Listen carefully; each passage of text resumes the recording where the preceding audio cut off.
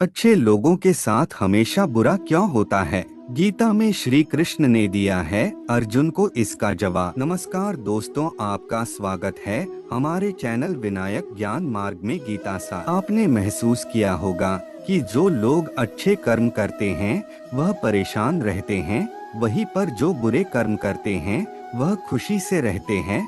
जबकि अच्छे कर्म करने वाले परेशान रहते हैं। आखिर उन्हें इतनी परीक्षा क्यों देनी पड़ती है, जबकि जो अधर्म की राह में है, जो वह खुश हैं और जिंदगी का आनंद उठा रहे हैं। अगर आपके मन में भी यह सवाल आया है तो आज हम आपको इसका जवाब देंगे, लेकिन उससे पहले वीडियो को लाइक करके चैनल को सब्सक्राइब जरूर कर ले। भगवत गीता में वर्णित कथा के अनुसार जब भी अर्जुन के मन में कोई दुविधा होती थी वह श्री कृष्ण के पास पहुंच जाते थे। एक बार की बात है, अर्जुन ने भगवान श्री कृष्ण के समीप आकर कहा कि वह दुविधा में है और इसका जवाब कृष्ण से चाहते हैं।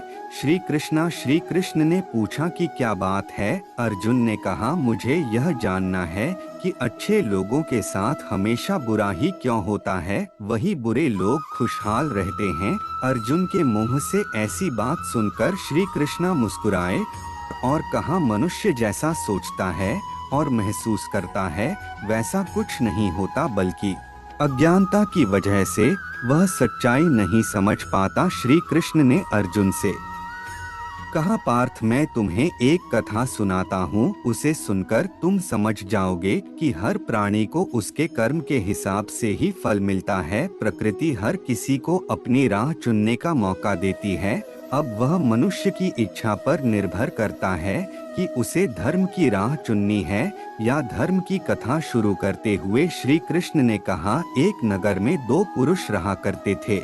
एक पुरुष व्यापारी था जिसके जीवन में धर्म का बहुत महत्व था। वह पूजा पाठ में यकीन रखता था। वह हर रोज मंदिर जाता था और दान धर्म भी करता था और हर रोज भगवान की पूजा करता था। वहीं पर दूसरा पुरुष बिल्कुल विपरीत था। वह कभी भी मंदिर नहीं जाता था और न ही कभी पूजा पाठ करता था, बल्कि चोरी करता था, लोगों से मारपीट करता था और शराबी था। उसे दान और धर्म से कोई लेना देना नहीं था। समय बिताता गया। एक दिन बहुत जोर की बारिश हो रही थी। मंदिर में पुजारी के अलावा और कोई नहीं था। यह बात जब दूसरे पुरुष को पता चली तो उसने कहा कि यह सही मौका है मंदिर का धन चुराने का। पंडित से नजर बचाकर उसने मंदिर का सारा धन चुरा लिया। इस समय धर्म कर्म में विश्वास रखने वाला व्यक्ति भी मंदिर पहुंचा। दुर्भाग्य से मंदिर के पुजारी ने उसे ही चोर समझ लिया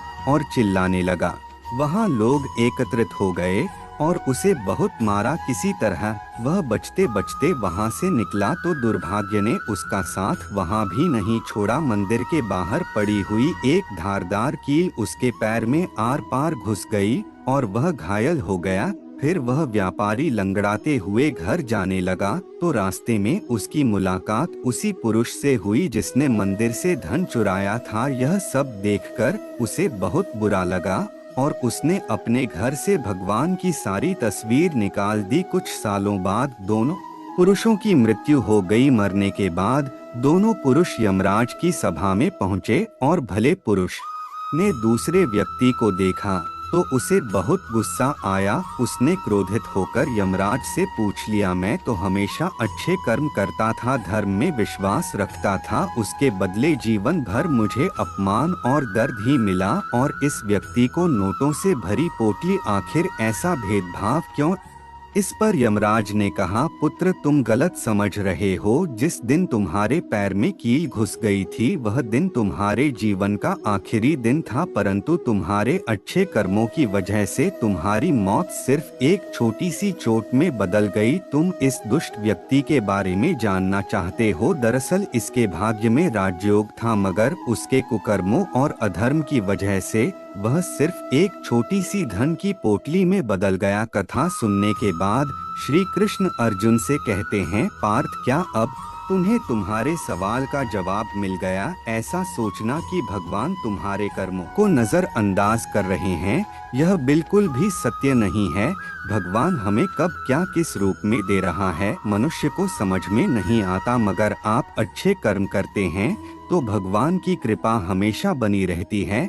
इसलिए अपने अच्छे कर्मों को बदलना नहीं चाहिए, क्योंकि उसका फल हमें इसी जीवन में मिलता है। इसीलिए मनुष्य का फर्ज है कि वह हमेशा अच्छे कर्म करते रहें, क्योंकि श्री कृष्ण ने गीता में भी यही बताया है कि किसी के द्वारा किया गया कर्म बेकार नहीं जाता, चाहे वह अच्छा हो या बुरा। आप सभी प्रसन्न रहें, सबका मंगल हो। आप जिस भी भगवान को मानते हैं उनका नाम कमेंट बॉक्स में जरूर लिखें। राधे राधे।